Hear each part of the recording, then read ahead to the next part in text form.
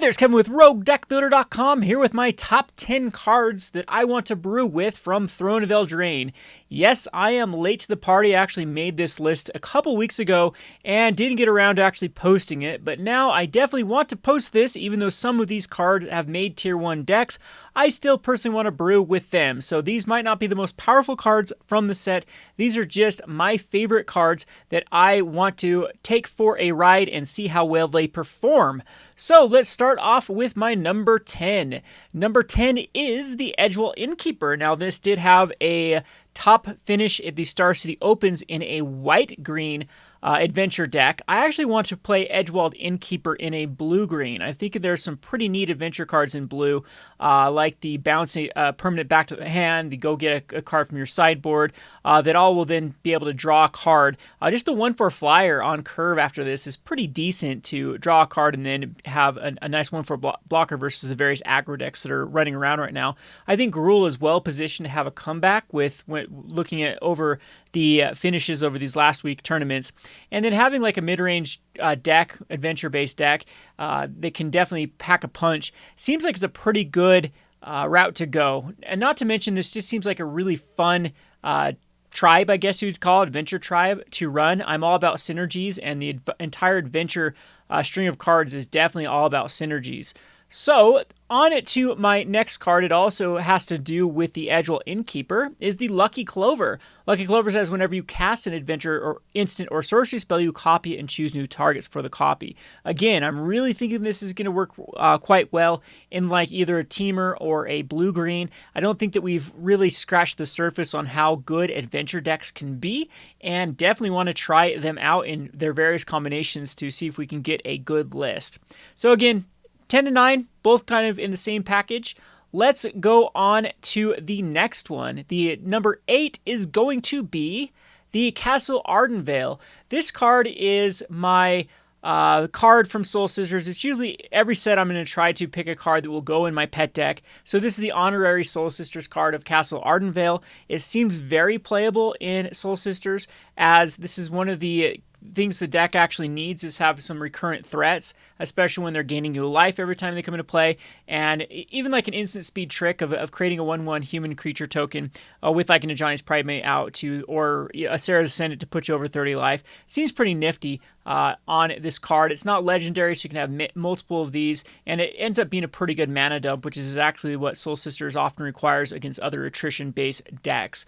So I think, of course, the list would have to change some to fit the Castle Ardenvale. There probably wouldn't be room for like the wind, I can't even think of the hideaway land at the moment right now, but those particular lands that come into play tapped, and you'd have to play very heavy on the plains to make sure that the Castle Ardenvale is going to come into play untapped and start generating some value rather than coming into play tapped and kind of throwing your curve off. So we're going to be testing the Castle Ardenvale. I actually think this is one of the most underrated cards out of Standard right now. It's actually almost bulk price right now. I think it's under $1. It's approaching 50 cents, and I think the power level of this card is definitely there just to continue to create those 1/1 white human creature tokens.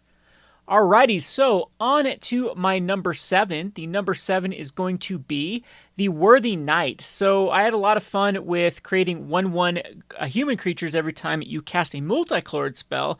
Now the Worthy Knight can give you a 1/1 every time you cast a knight spell. You create a human creature token. So of course there are plenty of knights right now in Standard, and what I'm thinking that this card might be very interesting with is like changelings, or if there's a way to create loops with knights out of the graveyard, which we've already seen with Ashes of the Fallen. Just creating a creature type of knights in your graveyard, then casting something like a Walking Ballista over and over will create infinite 1/1 white human creature tokens. Ashes of the Fallen is one of my favorite cards ever printed, and it's nice to have another card that can go with the Worthy Knight of every time. Of course, you'd have to have Hakon. That's the other part of the combo. So Hakon, Stormgalled Scourge, Worthy Knight, and Ashes of the Fallen with any sort of 0-drop in like EDH is going to be a fun deck. Gonna try it out in Modern. Modern is very tough to actually make any sort of deck at the moment. It seems to be almost up to a solved format with 4 decks. I really think that Tron needs to have some dumbing down before we can have a wide open Brewfest in Modern again.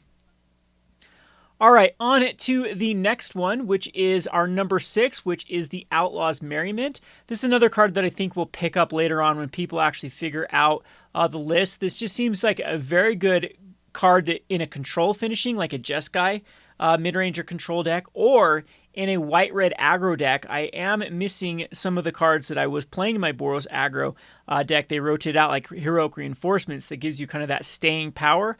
Outlaws Merriment is the perfect card to continue to put threats. So I'm thinking of putting this in like an Aristocrat space shell with Judith.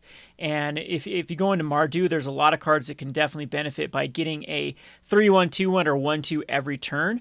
I know there are some other cards like the Dreadhorde Invasion that are better at creating residual tokens, but 4 mana doesn't seem too steep with this. It does. I wish it would have triggered at the beginning of combat. That way you could get immediate value out of this by casting on the main phase. I think that was kind of a miss with this particular card.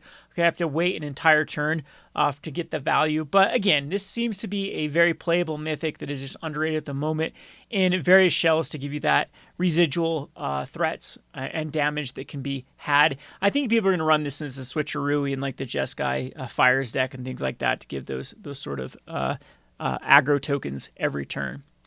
All right, on to my number 5. Number 5 is going to be the Syr Conrad the Grim. Now, this is definitely a card that I want to brew with in Commander. I already have Haunt of the Hightower deck, and literally this card can just be the Commander instead of Haunt of the Hightower. There are a lot of interesting things you can do with Mono Black Mill in EDH, but again, this is more of a card that I do want to see if there's somehow it can be played in Standard. It does have that steep cost of 5 for just a 5/4, but whenever another creature dies or a creature card is put into a graveyard from anywhere other than the battlefield, so if it basically that's stating if it goes from the battlefield to the graveyard or from anywhere to the graveyard, Syr Conrad the Grim deals 1 damage to each opponent. So it does trigger off of each instance. I believe it's worded like sometimes these mill type cards. They're worded for not for each creature, but this one does. Yeah, it does look like it states that. It'll do the 1 damage. So think of milling quite a bit of cards, hitting a bunch of creatures, dishing off a bunch of damage, and it does have that 2 mana for each player to put the top card of the library. If you're playing against 2 creature-based decks, that's going to dish off even more damage. So really like this card, the flavor of this card, and just a limited bomb. If you haven't drafted this yet in the Throne of Eldraine Limited, you're definitely missing out. This is like mythic on mythic power level. All right, so on to my number 4. My number 4 is going to be the Emry Lurker of the Loch. Yes, this is very, very hyped. However, I do want to try and build a recursion, a graveyard recursion deck with Emry Lurker of Loch just to get a bunch of value. So you can choose an artifact card in your graveyard. You can cast that card this turn. I think there are definitely, even in Standard, a lot of artifacts that want to be recurred over and over. And if you go back into Modern EDH, there are plenty of Enter the Battlefield type effects or Sacrifice type effects that are very good. We're talking about ones that take turns, ones that destroy permanents, and having this come out very quickly in even Standard just with a few food tokens, and then starting to get this online with also this having the ability to put 4 cards from your library to your graveyard. That alone I think is pretty decent in any sort of recursion based deck. So I'll be looking around to try to make the best list with this particular card. I do have a couple of places this could go. I have an Oko food token deck that is working around Rampage of the Clans, and there are a couple of artifacts that do want to recur because of the ability for you to sack them and gain life, and then enter the battlefield, draw a card. Those seem interesting, and we still do have Ugin that it reduces the cost of colorless spells. So you never know. This could be a key card in that type of deck.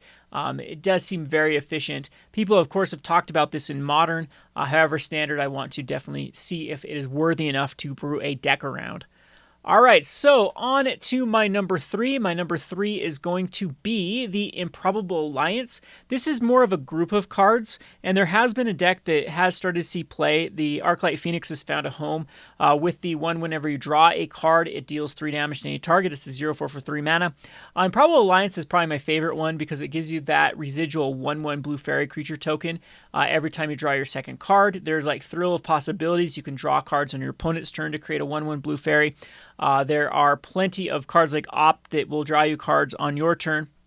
And it even has its ability to draw a card, then discard a card for 6 mana to get that 1/1 blue fairy creature token. So I don't know where the shell is going to be, but it seems to be a pretty fun enchantment to give you that residual amount of blue fairy creature tokens.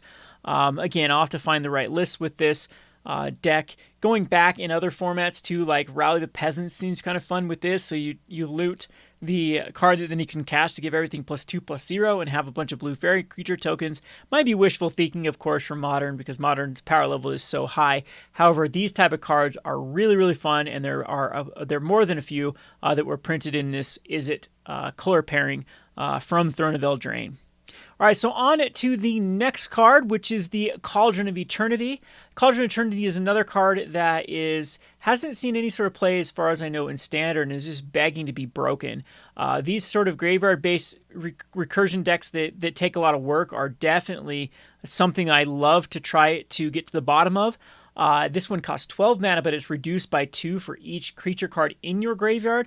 We still came off Golgari that had a huge graveyard theme, and as we talked about with Emry early on, that puts 4 cards in your graveyard. There are plenty of cards from the Golgari. There's still the 2 mana one that puts cards in your graveyard, and then when a creature control dies, put it on the bottom of its owner's library. You can still keep milling cards though to give you even more value with the Cauldron of Eternity, but it's only 3 mana, tap, and pay 2 life to return a creature card from your graveyard to the battlefield. You can activate this activate this ability only anytime you can cast sorcery. For those every turn, you can basically continue to recur cards. There are some pretty good recursion cards right now in Standard. There is like Meteor Golem that can destroy a non-land permanent. We have the Dragon that when it attacks, it does 4 damage, 3 damage, and 3 damage to any targets. And there are a few that, there are plenty of that are just slipping my mind right now that have really good enter the battlefield triggers. If you can do that every turn, that seems to be pretty good. And talking about the Syr, the little combo of being able to mill your own each turn for hopefully for 5 mana finding another target. If we get like cards in the next set like Ravenous Chupacabra, that will even bring some more power to this particular card. So again, it's just not quite there at the moment, but I think that this card is definitely powerful enough to see play in Standard. On to my number 1 now, the card that I'm most excited to brew with. This is going to be the Dance of Manse. So again, this did see a tier 1 deck. It seems to be falling out of favor here in week number 2. However, week number 1, Dance of Manse definitely was a contender. So they're playing it with just bringing back a bunch of eggs and then turning them into 4/4s. And then you can actually do this in instant speed with Teferi to cast the Dance of Manse and bring back a bunch of your eggs that you've cracked, and then attacking with a bunch of 4/4s. So I like Dance of Manse to, I guess the combo they're using right now is the Oath of Kaya's because they're legendaries. They kill each other and then they go to the graveyard, or any sort of self-milling type strategy. That's definitely where I am more leaning towards. So here's another card that works with Emry, Lurker. So if you can get enough artifacts in your graveyard, especially if they're small artifacts, and then dump enough into that X, you will have those 4/4 creatures.